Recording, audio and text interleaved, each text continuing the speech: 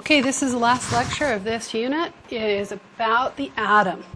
So, as we talk about atoms, we've talked about them in previous videos. What is an atom? It's the building block of ordinary matter. Atoms can be joined together to form molecules, which in turn form most of the objects you know around you. Remember that atomos means smallest division? Well, we found out it isn't really the smallest division. It's the smallest thing that has specific properties of like copper or scandium or titanium or that, but it's not the smallest thing. So within an atom, we have a nucleus, and in the nucleus we have protons and neutrons. So protons and neutrons are found in the nucleus. Protons are positive, neutrons are neutral, and around the nucleus we have orbiting electrons, and electrons are negative. So parts, the nucleus is the center, protons and neutrons orbiting around are our electrons. So what are atoms made up of? This chart has more than what you have in your notes, but go ahead and write them down while I talk about them. So proton, we use a lowercase p with a superscript plus. It has a charge of a +1. Its actual mass is 1.6727 times 10 to the minus 24th. Really, really, really small. So because it's so small, we just say its relative mass is 1. And it's found in the nucleus. A neutron is a lowercase n with a superscript 0, and it has no charge. And you'll notice that the mass, actual mass of a proton and a neutron are the same until you get to the thousandths place in the first part of the number. So because of that, they're basically the same, so we can say the relative mass is 1. And it is also found in the nucleus. An electron is a lowercase e with a superscript of a negative, and it has a -1 charge. And I would say it's a negative experience to call 911. That's how I remember which one is the electron's mass. So 9.110 times 10 to the negative 26, it's also very small, is the electron's mass. So relative mass is about 1/2000th, depending on how many significant figures you go, or 1 divided by 1846. And it does orbit the nucleus. So, as we're looking at the periodic table, we need to be able to look at the periodic table and be able to gain information off of it. So as we look at each element on the periodic table, the number right here, the atomic number, is the number of protons, and is always up here at the top. The symbol can be a 1 or 2-letter symbol, sometimes a 3-letter symbol. The first letter is always capitalized, the others are always lowercase. Then we have the relative mass. The relative mass is not the actual mass, it's the average of all the different hydrogens, or all the different iridiums, or all the different nitrogens. It's an average, it's a weighted average, so they also take into account how much of each kind they have. Then we have the name. Okay, as we also look at the periodic table, you'll notice these numbers. The numbers represent, coming down in columns, they're called groups or families on the periodic table. This first family in green is known as the alkali family. The second family in orange is the alkali earth. And then we can get over here the boron family, carbon family, the nitrogen family or the pictogen family. Oxygen's family is known as the chalcogens. And then fluorine's family is known as the halogens. And then the last one over here are the noble gases. Then we've got the lanthanide series and the actinide series down here at the bottom. This center part right here is known as the transition metals. It really doesn't have families per se.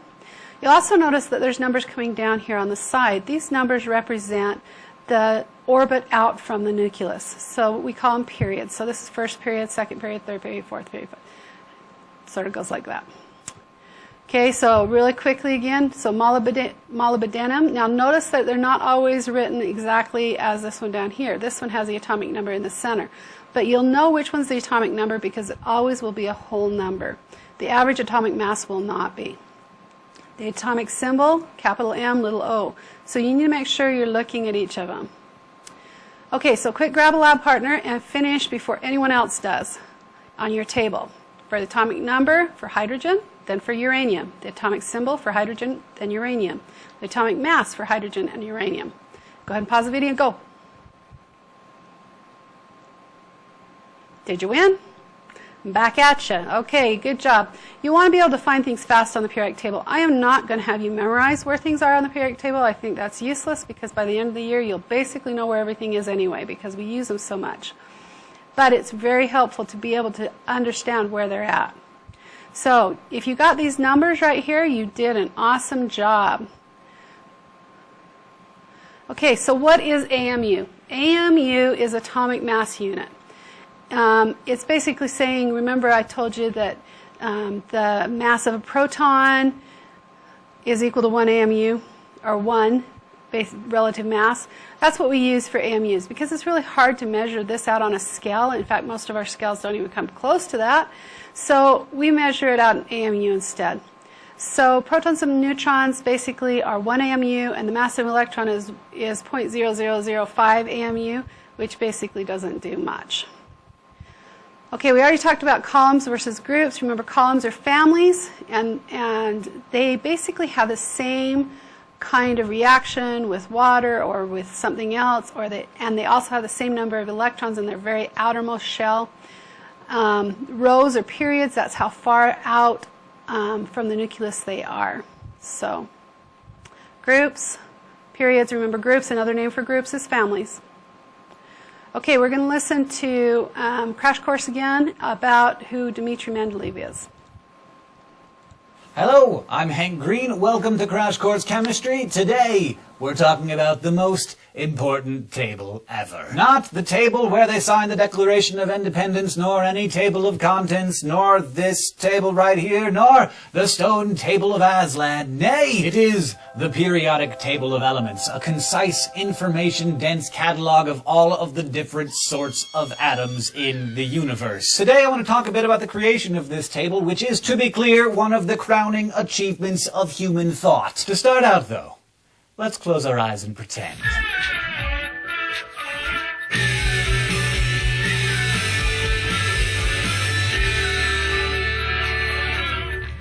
Imagine you're in Siberia, and you're a 13-year-old boy, and your father, who was a professor but had gone blind, leaving your family of more than 10 brothers and sisters destitute, has just died. I know, downer. Your mom, to support the family, has reopened an abandoned glass-making factory in the small town where you live, largely because she wants to make enough money to send you to school someday. A year passes, the factory burns down. But your mom, she sees your potential. She knows that you have a keen scientific mind and will not see that squandered.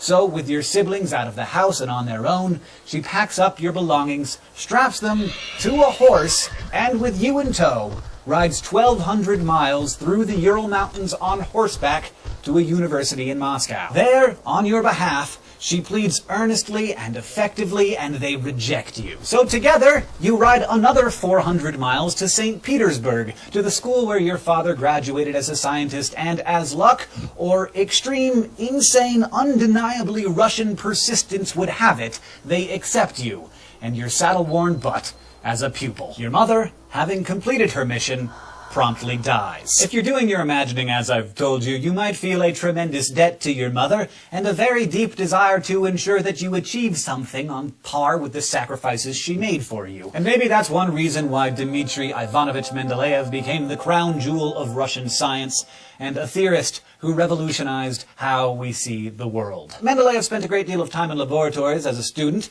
studying the burgeoning new field of chemistry. He worked with all the elements that you could work with at the time, and his knowledge gave him unique insights into their properties. Those insights would come in handy. Let's all imagine we're Mendeleev again. I like doing that. And that we know a bunch of stuff about chemistry, which, you don't yet. But we're imagining. So it's the 1860s, and about 60 elements are known to mankind, and their atomic weights are mostly known as well. So the simplest thing was just to sort them in order of their atomic weights. But interestingly, you, because you're clever pants, realized that the most significant relationships seem to have nothing to do with the atomic weight. Lithium, sodium, potassium, and rubidium were all extremely prone to reacting with chlorine, fluorine, iodine, and bromine. Beryllium, magnesium, calcium, and strontium were all similar but less reactive. But with a quick inspection, you, and to be fair, a number of other chemists, realized that there was a relationship between atomic weights, but it's periodic. At the beginning of the list of elements, characteristics repeat every 7 elements. On the side here, we now know that it's every 8 elements, but in the 1860s, elements were studied based on their reactivity, so the non-reactive noble gases had not yet been discovered, so the period occurred every 7 elements. As the mass of the elements increases, the repetition starts to look a little less periodic, though it's certainly still there, it just isn't perfect. Some of your colleagues colleagues, they're saying, well, such is life. It was perfect repetition early on, but later in the list it gets a little fuzzier. But not you.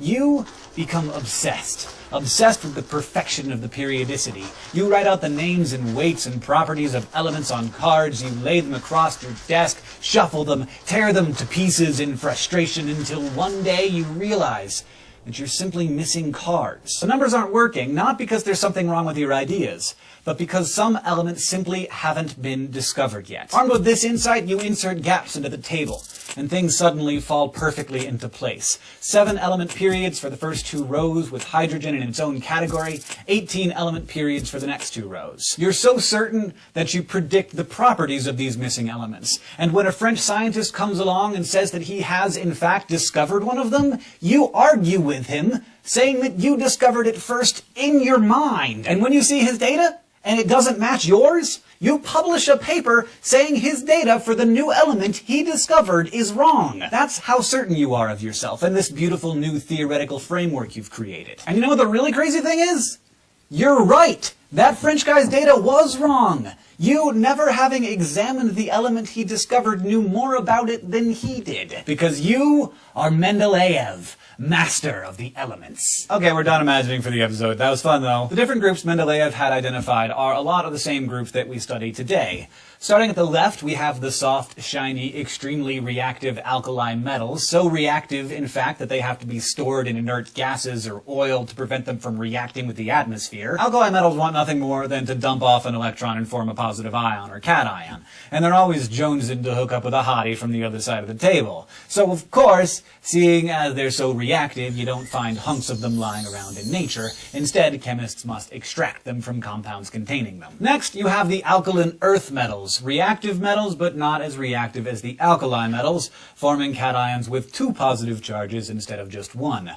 Calcium, shown here, undergoes a very similar reaction to sodium and water, just a little more slowly, producing a little less heat. The middle body area of the table is made up of a nice solid rectangle of transition metals. These are the metals you think of as metals, with iron and nickel and gold and platinum. The majority of elements are metals. They're fairly unreactive, great conductors of heat, but more importantly for us, good conductors of electricity. They're malleable and can be bent and formed and hammered into sheets, and they're extremely important in chemistry, but overall surprisingly similar to each other. On the far right, just over from the noble gases, the halogens make up a set of extremely reactive gases that form negative ions or anions with 1 negative charge and love to react with the alkali and alkaline earth metals. The rectangle between the halogens and the transition metals contain a peculiar scattershot of metals, metalloids, gases, and nonmetals. These guys don't end up as ions unless you take extreme action and start shooting other ions at them, so generally a bit boring over here, though lots of interesting covalent organic chemistry. We'll get to that. Down below, in their own little island, are the lanthanides and actinides, metals that were largely undiscovered in Mendeleev's day because they're so similar that it's next to impossible to separate them from each other. And finally, on the far, far right, also undiscovered when Mendeleev built his chart, the completely unreactive noble gases. Like a lot of other obsessive scientists, Mendeleev never thought he was done with his table, so he held it back for quite a while, only publishing it as part of a new chemistry textbook he was working on as a way to make some quick cash that he needed. And as with many other scientific revelations, there were a number of other people hot on this discovery's trail. As many as 6 people published on the periodicity of elements at roughly the same time as Mendeleev, but a few things set him apart. 1, he was obsessive. He knew the data better than anyone else and had spent a ton of time working on a theory that many people thought was just an interesting little quirk. And 2, he realized in a way no one else did that the idea of periodicity had far-reaching consequences.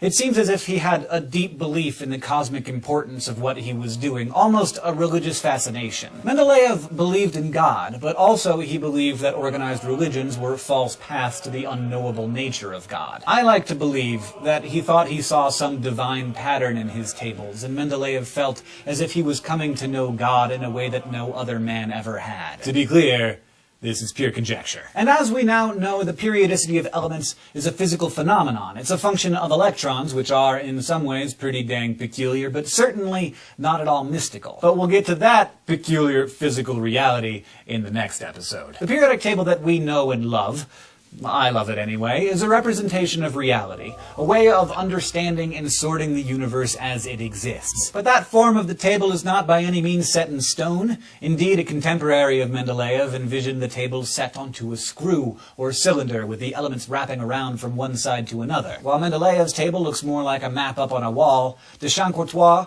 a geologist, envisioned more of a globe. Unfortunately for de Champ-Courtois, no publisher could figure out how to print his cylindrical three-dimensional table, and so he published his paper without a graphical representation of his periodic cylinder of the elements, and it was largely ignored. I guess they didn't have papercraft back then. I am a huge fan of this cut and tape model of the periodic table. You can make your own, there's a link in the description, and there are also a ton of other designs for periodic tables that have various advantages over the one that we're all familiar with. Our periodic table as it stands is really a little bit unhappy with itself, frankly. The lanthanides and actinides really should be part of the table, but we separate them out because it's hard to fit that on a piece of paper. Really, this is what it should look like. And really, it would be best if it wrapped around into a circle, so that fluorine and neon and sodium were all next to each other, instead of being on the opposite sides of the map, because they're just one proton away. Mendeleev's contribution, nonetheless, is more powerful than at first it seemed. He ended up forming a guide to help future chemists understand things that wouldn't be discovered for 25, 50, even 100 years. Indeed, after Mendeleev's theories were published and accepted,